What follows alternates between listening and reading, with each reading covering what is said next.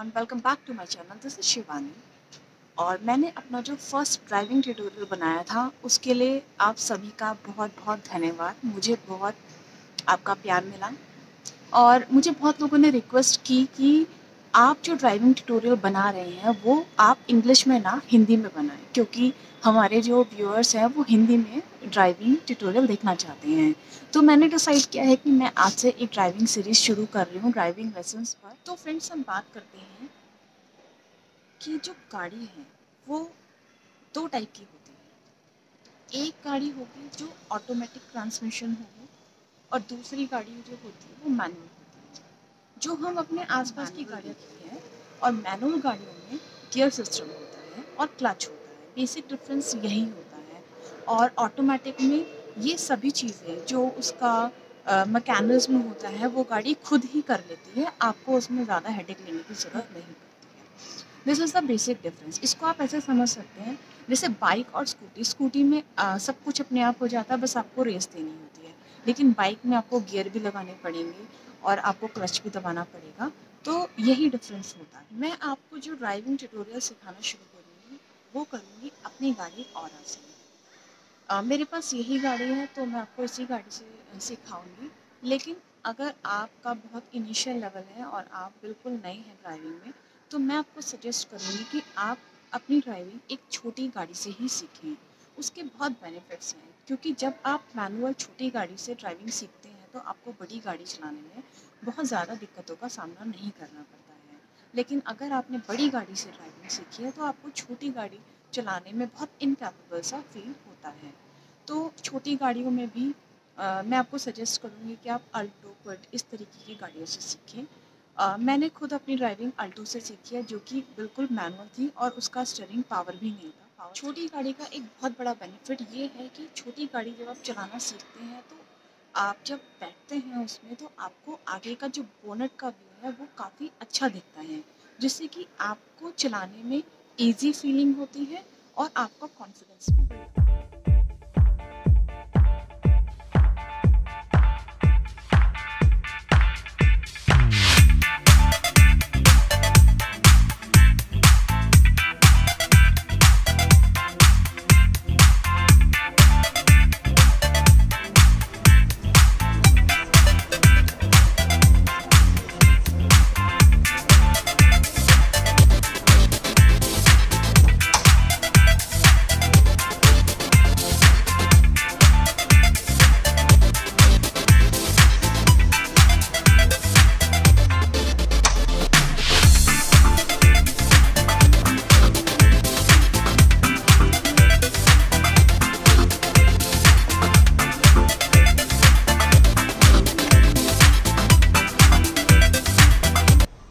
अभी हमने देखा कि हम अपनी गाड़ी में बैठने के बाद सबसे पहले अपनी सीट को अच्छे से एडजस्ट करेंगे।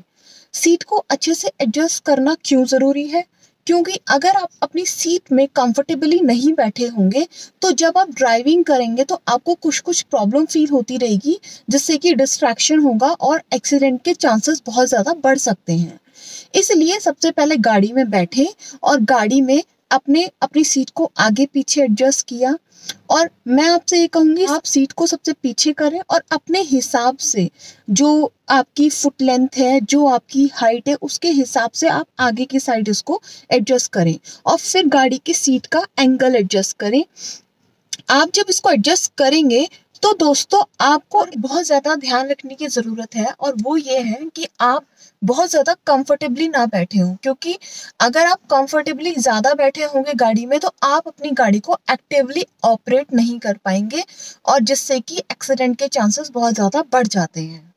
तो फ्रेंड्स, सबसे पहले हम बात करते हैं पावर स्टीयरिंग की। ये मेरी गाड़ी का पावर स्टीयरिंग है और इसका आइडिया होना बहुत ज़रूरी है। अगर हम जब रोड पे ड्राइविंग करेंगे तो हमें पता होना चाहिए, थोड़ा आइडिया होना चाहिए कि हमारे जो गाड़ी के आगे के व्हील्स है वो किस तरीके से टर्न हो रहे हैं। तो देखिए, जैसे ये है, अब मैं इसको 360 डिग्री टर्न करूंगी अपने पावर स्टीयरिंग को, देखिए। और अब 360 डिग्री टर्न होने के बाद ये करीब करीब हाफ सर्कल और लेगा।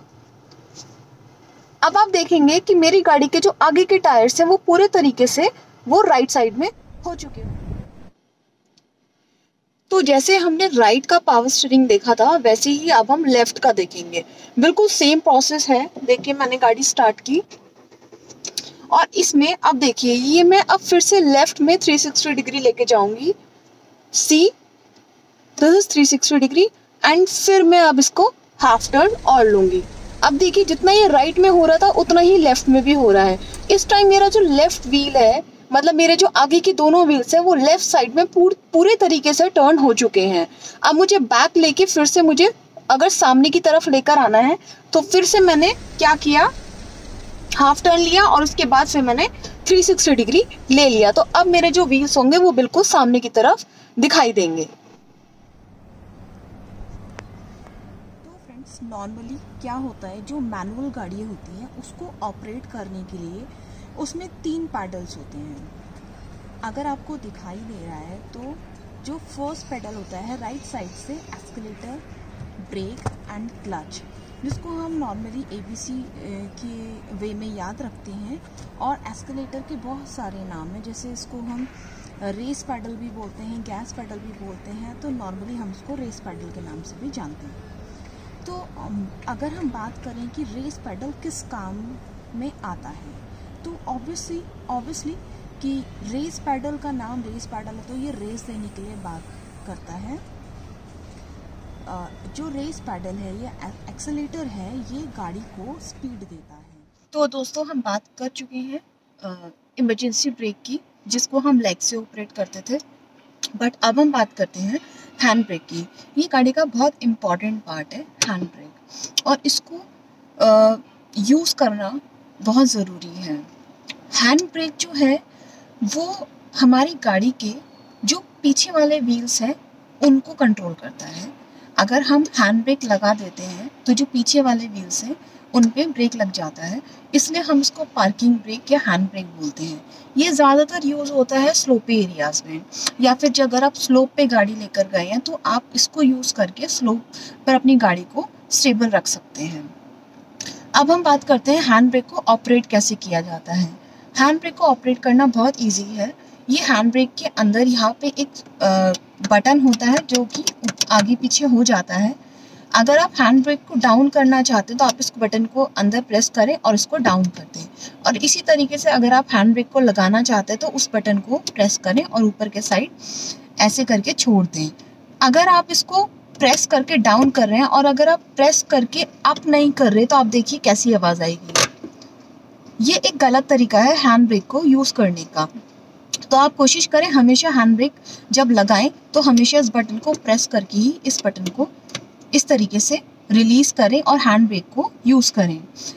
जब भी आप गाड़ी में बैठते हैं और हैंड ब्रेक को हटाते हैं, मतलब हैंड ब्रेक को डाउन करते हैं, तो आपकी गाड़ी चलने के लिए स्टार्ट हो जाती है। तो आपको इस तरीके से आदत डालनी चाहिए कि आपका जो पैर है राइट वाला लेग वो अपने आप ही किस पे आ जाए, इमरजेंसी ब्रेक पे आ जाए, जिससे कि आपका एक्सीडेंट ना हो।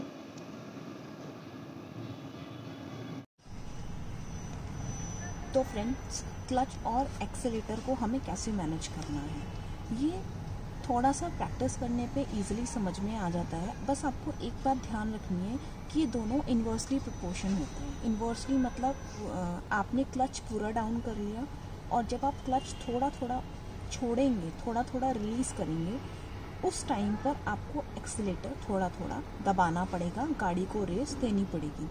देखिए इतना कंफ्यूज होने की ज़रूरत नहीं है, आप जब अभी देखेंगे तब आपको ईजिली समझ में आ जाएगा। बस आपको एक बात का हमेशा ध्यान रखना है कि क्लच गियर को मैनेज करने के लिए होते हैं, क्लच ही हैं जो गियर को मैनेज करते हैं। अगर फ्रेंड्स आप देख पा रहे हैं तो जब भी आप गियर यूज़ करेंगे, जब भी आप गाड़ी स्टार्ट करेंगे और गियर लगाएंगे तो क्लच को आप पूरे तरीके से पूर्ण रूप से प्रेस करेंगे। क्लच को प्रेस करने का मतलब है कि आपकी जो गाड़ी है वो गियर एक्सेप्ट करने के लिए रेडी है। ठीक है, मतलब इंजन स्टार्ट हो चुका है और गियर एक्सेप्ट करने के लिए आपकी गाड़ी जो है वो रेडी हो चुकी है। और हमेशा आप गियर लगाने का जो पैटर्न है उसको याद रखेंगे और उसी तरीके से आप गियर को लगाया करेंगे। देखिए सबसे पहले आपको अपना जो क्लच है वो डाउन करना है, पूरे तरीके से प्रेस करना है और उसके बाद अपने इस गियर पूरे सिस्टम को देखना है कि अगर ये जो गियर स्टिक है अगर ये फ्लेक्सिबल है और मूव कर रही है इजिली और सेंटर में है तो आप समझ जाइए कि आपका जो गियर है वो न्यूट्रल पे है। और अगर आप इसको फर्स्ट गियर में लाना चाहते हैं तो आपको इसके अकॉर्डिंग, जैसे कि इसके ऊपर लिखा हुआ है, इसी तरीके से आपको अपनी गाड़ी को ले जाना पड़ेगा। जैसे आप सबसे पहले इसको लेफ्ट ले जाएंगे और फिर फॉरवर्ड ले जाएंगे, आगे ले जाएंगे, तो अब आपका फर्स्ट गियर लग चुका है जिसमें आपका क्लच पूरे तरीके से प्रेस रहेगा। देखिए फर्स्ट गियर लग चुका है। और उसके बाद अगर आपको सेकंड गियर लगाना है तो आप क्या करेंगे, पीछे लाएंगे, फिर न्यूट्रल करेंगे, फिर ऐसे ले जाएंगे और फिर बैक करेंगे। ये आपका सेकंड गियर लग चुका है। अब सेकंड गियर बैक करेंगे, अब आपका न्यूट्रल लग गया है। अब आप इसको जस्ट बैक करेंगे तो आपका थर्ड गियर लग गया है। अब इसको आप आगे करेंगे तो न्यूट्रल लग गया है। अब आपको इसको बैक करेंगे तो अब ये फोर्थ गियर लग चुका है। फिर न्यूट्रल पे ले आए हैं, फिर राइट साइड एंड अब आप फॉरवर्ड करेंगे तो फिफ्थ गियर लग गया है। अब आप इसको बैक करेंगे और फिर न्यूट्रल पे। अगर आप गाड़ी चला रहे हैं और अगर आपने गलती से बैक कर दिया है और फिफ्थ गियर के सामने वाला बैक किया है तो आपकी गाड़ी रिवर्स नहीं होगी। इसमें से आवाज आएगी अजीब सी घर घर करके, लेकिन ये बैक नहीं होगी। तो आपको इसका ध्यान रखना है, सिक्स्थ गियर नहीं लगाना है, रिवर्स नहीं लगाना है जब आप गाड़ी चला रहे होंगे तब। ठीक है फ्रेंड्स, ये आपका गियर। अब बात करते हैं गियर सिस्टम में स्पीड की। मतलब कि मैंने बहुत से लोगों को देखा है जिनको ये कंफ्यूजन रहती है कि फर्स्ट गियर कितनी स्पीड पे लगाएं, सेकंड गियर कितनी स्पीड पे लगाएं, थर्ड गियर कितनी स्पीड पे लगाएं। तो ये थोड़ा सा अगर आपको क्लियर रहेगा तो आपको कभी भी कंफ्यूज होने की जरूरत नहीं होगी। देखिए जो गाड़ी में क्या होता है कि उसमें स्पीड दी होती है। अगर आप गियर कम या ज्यादा लगा रहे हैं तो उसमें स्पीड में वो दिखा देगा कि इतनी स्पीड पे आपकी गाड़ी चल रही है तो आपको इतना ये वाला गियर लगाना चाहिए। लेकिन फिर भी जो एक स्टैंडर्ड रूल फॉलो किया जाता है, एक आइडिया जो होता है, उसके हिसाब से अगर हम देखते हैं कि अगर आपने गाड़ी इनिशिएट करी है, जस्ट स्टार्ट करी है, तो आपने फर्स्ट गियर पे स्टार्ट करी तो आपकी जो स्पीड है वो 10-20 किलोमीटर पर आवर होगी। फिर उसके बाद जब आपकी गाड़ी हल्की सी स्पीड में आएगी आप तुरंत क्या करेंगे, सेकंड गियर लगा लेंगे। तो up to 40 kilometre per hour की स्पीड तक आप सेकंड गियर में अपनी गाड़ी को चला सकते हैं। इसी तरीके से 40 के बाद जब आप 40 से ऊपर जाते हैं तो आपको थर्ड गियर लगाना चाहिए। 40 से ऊपर आपको थर्ड गियर लगाना चाहिए। फिर कब तक आप थर्ड गियर लगाएंगे, 60 तक लगा सकते हैं। 60 तक आप थर्ड गियर पे चला सकते हैं। फिर उसके बाद 60 के बाद आप जब 60 से ऊपर ले जाते हैं तो आप फोर्थ गियर लगा दें। 60, 70, 80 अप टू 80 तक आप फोर्थ गियर में चला सकते हैं। इसके ऊपर 100 तक, वैसे तो आपकी स्पीड लिमिट कभी भी 100 से ऊपर नहीं होनी चाहिए, लेकिन 80 से ऊपर अगर आप चलाएंगे तो आपको फिफ्थ गियर लगाना चाहिए। तो ये कुछ स्टैंडर्ड है जो कि आप याद रख सकते हैं जब आप गाड़ी चला रहे हैं। एक्चुअली याद भी रखने की जरूरत नहीं है, जब आप बहुत ज्यादा प्रैक्टिस करेंगे तो आपको फील होने लगेगा कि गाड़ी को गियर की जरूरत है और गाड़ी को आप गियर उसके नीड के हिसाब से देना शुरू कर देंगे। तो हम कंक्लूड ये कर सकते हैं कि जब भी आप अपनी गाड़ी में स्पीड दे रहे हैं, स्पीड बढ़ा रहे हैं, तो गियर सिस्टम बढ़ता जाएगा। ज्यादा स्पीड ज्यादा गियर। लेकिन जैसे जैसे आप अपनी गाड़ी की स्पीड को डिक्रीज करेंगे तो उस हिसाब से आपका गियर सिस्टम डाउन होता जाएगा। सबसे कम स्पीड में सबसे कम गियर और सबसे ज्यादा स्पीड में सबसे ज्यादा गियर। इसी तरीके से आपको अपनी गाड़ी को मैनेज करना है। दूसरी बात, एक जो लास्ट गियर होता है दैट इज रिवर्स गियर। इसको आपको काफी ध्यान से चलाना है और इसको सिर्फ रिवर्सिंग में ही यूज करना है। जब आप ड्राइव कर रहे हैं तब इस गियर को आप यूज ना करें और लगाने की कोशिश ना करें। वैसे तो ये लगेगा ही नहीं, तब भी जब भी आप गियर लगाओगे तब क्लच आपको दबाना पड़ेगा। क्लच आपको हमेशा प्रेस करना है। क्लच आप एक दरवाजे की तरह समझ सकते हो कि हर रूम को खोलने के लिए दरवाजा खोलना पड़ेगा।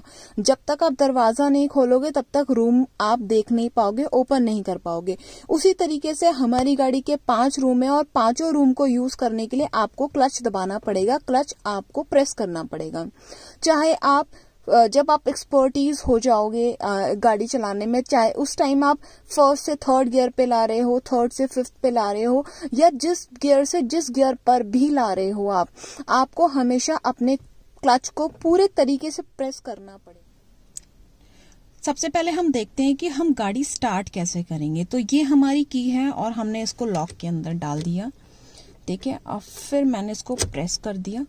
अब मैं क्या करूंगी, इसको सबसे पहले मैंने एक बार इसको आगे प्रेस किया।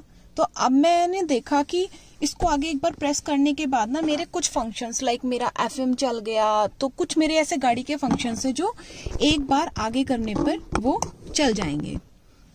फिर उसके बाद मैंने एक बार और आगे किया। अब मेरे गाड़ी के कुछ और फंक्शंस थे जो अब स्टार्ट हो गए हैं, लेकिन मेरी गाड़ी का इंजन स्टार्ट अभी तक नहीं हुआ है, ठीक है। तो अब हम एक बार और स्टार्ट करते हैं। जब मैंने गाड़ी को स्टार्ट किया तो अपना जो राइट लेग था वो ब्रेक पे रखा, लेफ्ट लेग था वो क्लच पे रखा, और इसके बाद मैंने अपना हैंड ब्रेक डाउन किया और क्लच पे है मेरा लेफ्ट लेग। इस बात का ध्यान रखें कि मेरा लेफ्ट लेग क्लच पे है। क्लच को मैं पूरे तरीके से प्रेस कर चुकी हूँ, ठीक है। अब इसके बाद मैं अपना जो फर्स्ट गियर है वो लगाऊंगी। देखिए मैं अपना फर्स्ट गियर लगा चुकी हूँ और अब मेरा फर्स्ट गियर लग चुका है ऑलरेडी। अब आप देखेंगे कि मुझे क्या करना है। जब मैं अपना फर्स्ट गियर लगा चुकी हूँ तब मैं अपना जो ब्रेक है उसको धीरे धीरे छोड़ दूंगी, रिलीज करूंगी, और मैंने अपना ब्रेक छोड़ दिया। मेरी गाड़ी नहीं चलेगी। क्यों नहीं चलेगी? क्योंकि अभी तक मैंने अपना क्लच रिलीज नहीं किया है। गाड़ी तब तक नहीं चलती है जब तक आप अपना क्लच रिलीज नहीं करते हो। देखिए ये जो गाड़ियां हैं इसमें ये भी होता है कि आप अगर एक्सीलेटर नहीं दोगे फर्स्ट गियर पे और सिर्फ क्लच रिलीज करोगे तब भी आपकी गाड़ी आगे बढ़ जाएगी, ठीक है। तो अभी लेकिन मैं एक्सीलेटर दूंगी क्योंकि आपको मैं बेसिक सिखा रही हूँ, तो आपको एक्सीलेटर दूंगी क्योंकि आपको इस तरीके से ही सीखना है। जब आपकी एक्सपर्टी हो जाएगी तो आप अपने हिसाब से इसको मैनेज कर पाएंगे। तो अब मैं धीरे धीरे क्लच छोड़ूंगी। क्लच को जो रिलीज करने का पैटर्न है ये आपका बहुत स्लो होना चाहिए अगर आप न्यूली गाड़ी सीख रहे हैं। और फिर मैं अपना जो राइट लेग है वो एक्सीलेटर पे रख के धीरे धीरे इसको प्रेस करूंगी। अब आप देखेंगे मैं कैसे कर रही हूँ। देखिए मेरी गाड़ी आगे बढ़ना स्टार्ट हो गई है।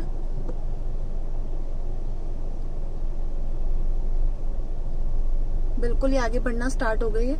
मैंने अपने क्लच को धीरे धीरे रिलीज किया है और फिर ब्रेक को प्रेस कर दिया है। ब्रेक को प्रेस कर दिया, क्लच को भी प्रेस कर दिया। अब गाड़ी आगे नहीं बढ़ेगी, स्टॉप हो जाएगी। फिर से गाड़ी को आगे बढ़ाना है मुझे। फिर से मैं क्लच जो है वो रिलीज कर रही हूँ और एक्सीलेटर प्रेस कर रही हूँ।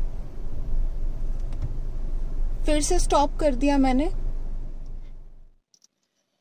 एक बात का ध्यान और रखना है आपको, वो क्या है कि जब भी आप ब्रेक का इस्तेमाल कर रहे हैं, लाइक आप ड्राइविंग कर रहे हैं और आपको ब्रेक लगाने की जरूरत पड़ी है, तो आप हमेशा रियर व्यू मिरर का यूज करेंगे। अब ये रियर व्यू मिरर क्या होते हैं? हमारी गाड़ी के फ्रंट में ये वाला जो मिरर होता है इसे रियर व्यू मिरर कहते हैं, और गाड़ी के साइड में, लेफ्ट साइड में और राइट साइड में जो मिरर्स होते हैं वो साइड मिरर्स होते हैं। ये जो रियर व्यू मिरर है ये बहुत, तो आप जब भी ब्रेक का इस्तेमाल करें ड्राइविंग करते टाइम तो हमेशा अपने रियर व्यू मिरर का यूज करें और देखें कि पीछे से तो कोई नहीं आ रहा है। और जब भी आप ब्रेक्स को यूज करें तो हमेशा बहुत ज्यादा आराम से ब्रेक्स मारे। बहुत सडन ब्रेक मारने से क्या होगा ना कि पीछे वाला जो पर्सन है उसको भी आइडिया नहीं होगा और हो सकता है कि वो आपकी गाड़ी में जाके टक्कर मार दे। तो इससे क्या बहुत ज्यादा आपकी गाड़ी जो है खराब हो जाएगी। तो ऐसे चांस ही मत दीजिएगा किसी को, इसलिए ध्यान से ब्रेक का इस्तेमाल कीजिएगा।